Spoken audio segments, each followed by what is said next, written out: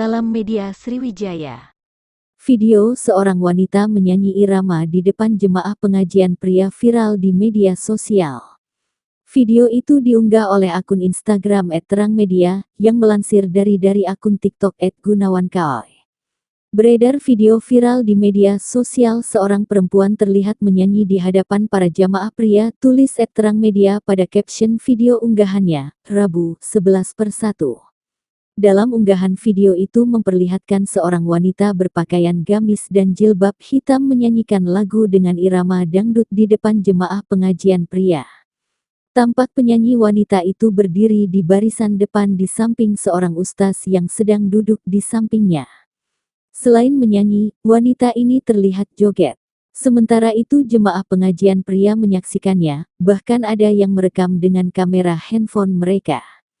Dalam unggahan video viral itu belum ada penjelasan soal waktu kejadian dan tempat acara di mana.